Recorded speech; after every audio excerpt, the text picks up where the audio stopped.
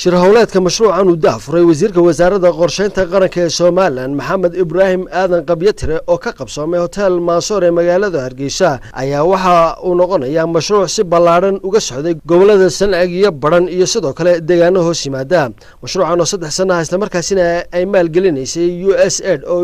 kaashanaysa xukuumadda Soomaaliland iyo hay'adda CARE ayaa ugu horreyn madashaasi waxa ku faahfaahiyay mashruucaasi madaxa hay'adda CARE ee Soomaaliland Cabdi Muuse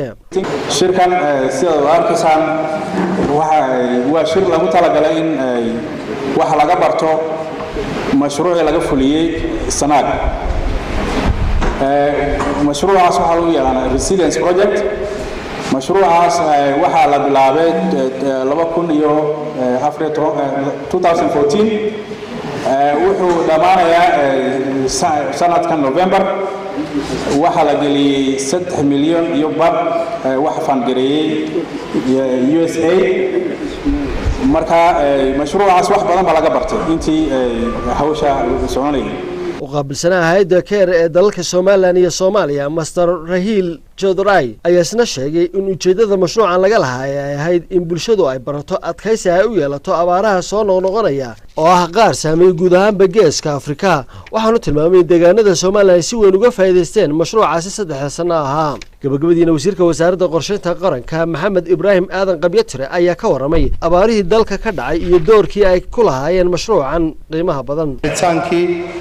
مشروع بلاران ومدة كسو سعودي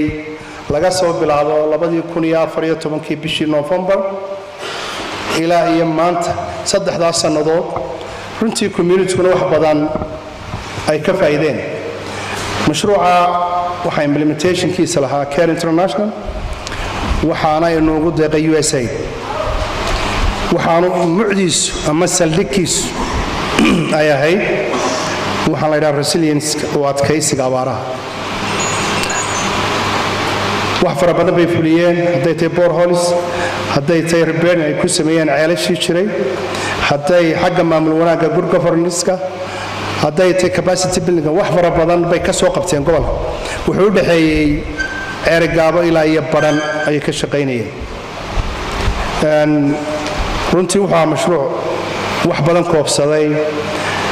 وانا نقول ما هذا غيا CARE International وكحسيا انتي أبارها وحن هيديه كلا برنا أما UNHCR سنقدان أما هالنقدان International NGOs وحن نقول كلا حسنا وقت جاء أبارت قالوا ولي برول كي قادتي وحلا صعوتان